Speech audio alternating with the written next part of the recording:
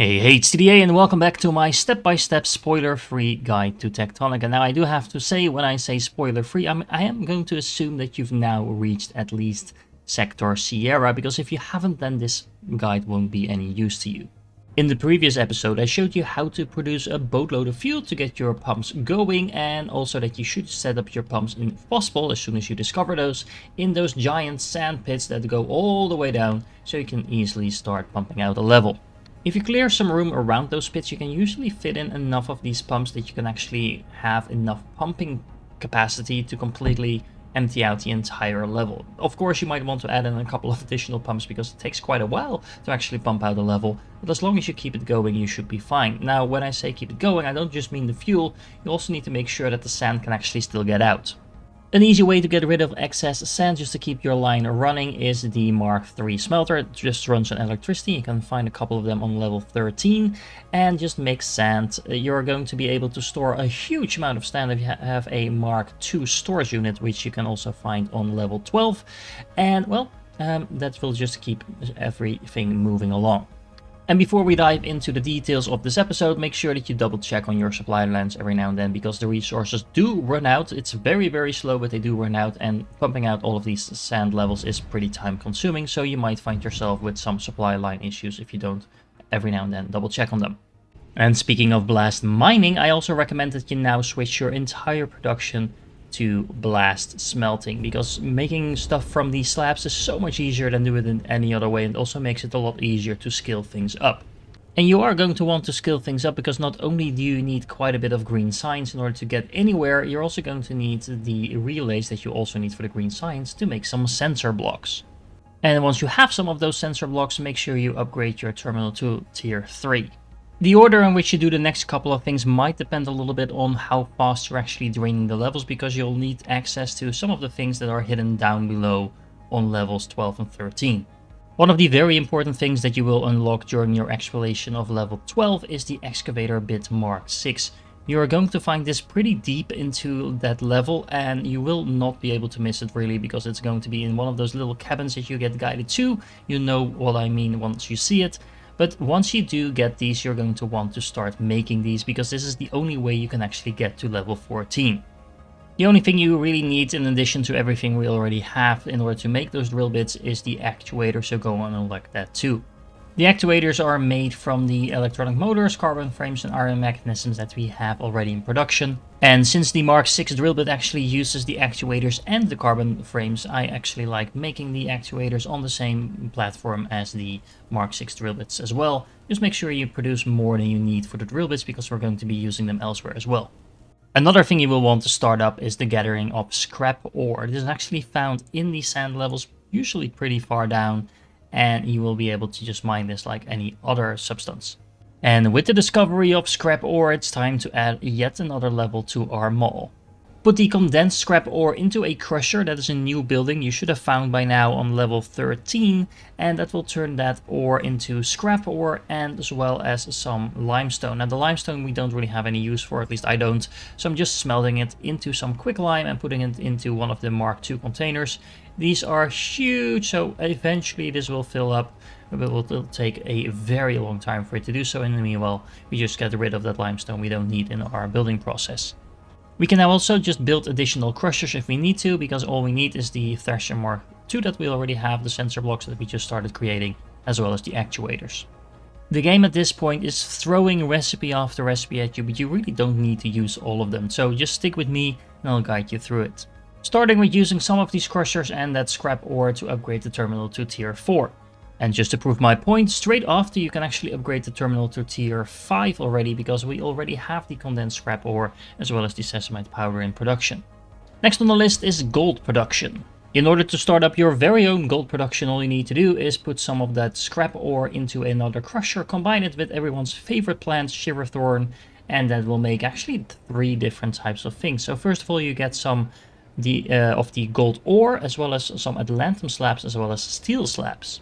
Something to keep in mind is that whenever you're not delivering enough shiverthorn to a crusher, it will actually default back to a different recipe, which is making 3 other items. So you're going to be producing a huge mix of items, most likely, from your crushers. So that means you need to kind of adjust your gathering mechanism a little bit.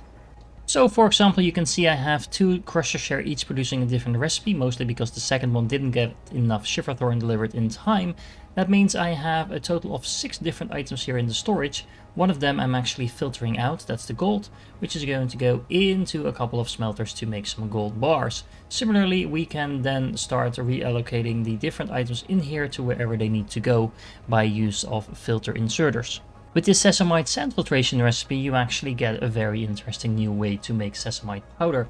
First of all, you can just throw the sesamite sand into a crusher and then get some sand and powder out of that, so you don't need to make the gel first. So that's going to save you a lot of shiverthorn gel. But on top of that, this is actually going to produce a little bit of power for you as well. 450 megajoules to be exact. So you can actually do this in the sand zones themselves. Generate some power. Make sure you have accumulators to absorb that power, of course, and that will mean that your facilities here will keep running for that much longer. Also, once you set this up, don't forget that you're now making sand by the crusher, so you don't need to smelt the sesamite sand into normal sand anymore to make glass. In fact, the glass production is going to be your main outlet for that sand that you're now producing. And just to prove the point, as you can see, I am now consuming a little bit of power thanks to all my inserters. I have a couple of crushers producing power with the sand. And as you can see, my power levels aren't really dropping, even though my wheels are no longer turning. So you no longer have to come back here every now and then to reboot this. It will keep working for a very long time. I'm not entirely sure if it's strictly positive, but it's close enough for that not to matter at all. And we're going to be adding more crushers to the mix as we're progressing through the deeper levels. That powder is going to be very useful in order to infuse your biobrick diesel, which you can then use to make pure and impure diesel, and the impure version you can recycle back into the unrefined version. If that sounds complicated, let me just show you. Alright, so step 1, you want to set up at least 8 Mark II assemblers making the infused version of the biodiesel. Now, you can go a little bit bigger like I've done over here, but 8 of them will get you a very long way. Initially, you probably won't have enough powder generated from those crushers to actually satisfy all of this, but don't worry, that's going to be fixed very quickly after this. You then need 1 crusher for every 4 assemblers making the refined biofuel. You put that biofuel in here and you will get pure biofuel diesel out of there, as well as impure. The pure version is what is going to fuel your pumps. For every crusher you have making the pure diesel, you're also going to need to put down another crusher for the recycling of the impure version. This is going to get you back the unrefined version, as well as some shiverthorn coolant. You can then take the unrefined stuff and put it all the way around your build and right back to the start and put it back into the refining process to do it all over again. So actually you're not using that much fuel to begin with because you're getting a lot of that back. And the interesting thing is that the initial setup actually produces so many biobricks and coolant that you can easily double up on your biofuel production, the unrefined version, and then just copy and paste the entire layout once more and you have double the amount of pure diesel production as well. You're going to need a lot of that, because level 14 is absolutely brutal compared to the levels that came before. You're going to need to have at least 24 pumps working all around the clock in order to even make a dent in the sand remaining level. And as you can see, even though I actually have these 24 pumps up and running, the level isn't actually going down yet, so you need more than 25 to make that dent. Now, the way I like setting this up in level 14 specifically is in groups of 6. That has the advantage of being nice and square, and you can combine that with about 3 or 4 of these crushers, making the sand into the powder and sand, the other type of sand I mean, and that is just very easy and quick to set up without too much hassle. Level 15 is something you should also have access to by now thanks to those Mark 6 drill bits, and that's not quite as bad as level 14, although you're still going to need over a dozen pumps to get this going.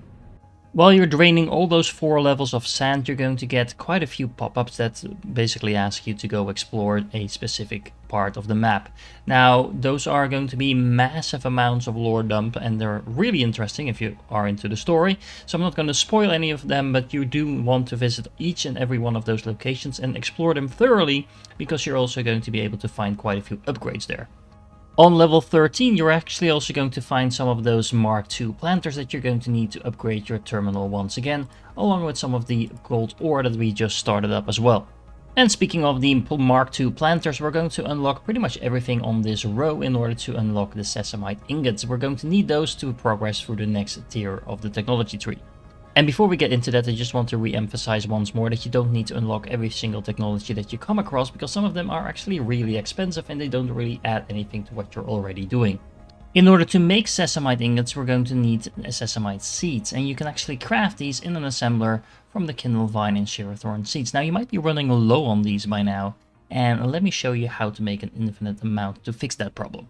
Step 1, you're going to be making some of these seeds and you're going to feed them into a couple of planters to start some plant growth for the sesamite plants. You're then going to throw these plants into a crusher in order to make powder, stems, and seeds. You can then use these same seeds and stems along with some carbon powder bricks to make universal seed pods. If you set the seeds and the stems on different belts, you can make sure that the whole thing doesn't actually get to a standstill. You can then turn those universal pods into unstable pods by just adding some sand. You can then throw these unstable pods into a thresher, and you will get 5 shiverthorn and 5 kindle vine out of each of these seeds, while only putting 4 of them in to make that seed. So you're actually gaining 1 kindle vine and 1 shiverthorn for every circle around this process.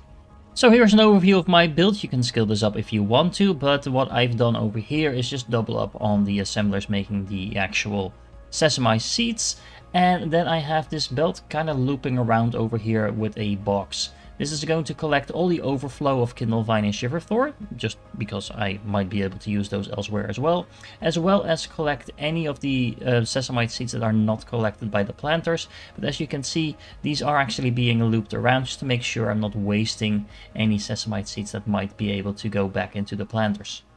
And of course, once you get a couple of seeds going, you can start making your typical planter setup, but now with a crusher rather than a thresher, because we are going to crush this stuff into powder, stems, and seeds. The seeds go back into the system as always. The stems are going to go into another crusher and then be combined with sand, which you should have plenty of by now. And then you can start making crystals, sesamite crystals out of that, along with some other useful stuff. But let's focus on the crystals first, because you can use those to actually start making some ingots. You need a couple of smelters for that, and all of those smelters will quickly yield you a plenty amount of ingots. However, that is not everything, because you are now producing shiverthorn gel very easily, and you can just combine that with the sand you're already putting into the crushers to produce that.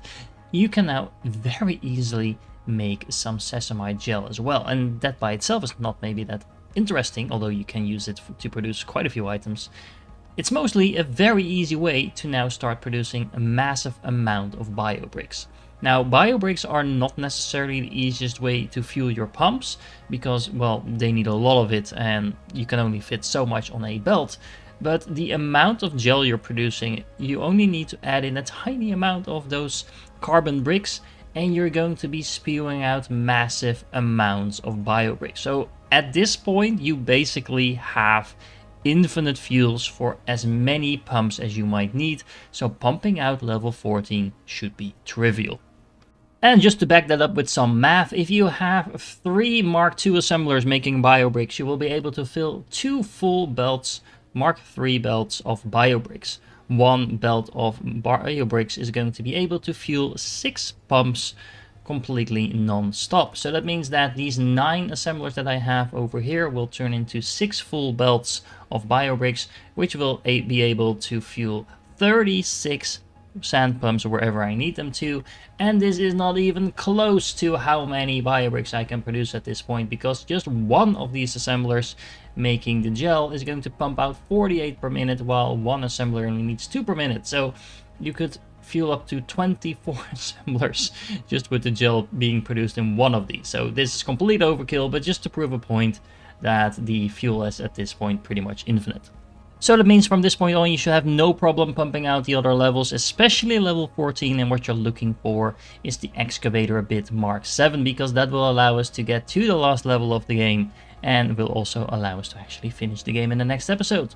So if you're still here, you're awesome, and I do hope to catch you in the next one, where we will be completing this pretty awesome game.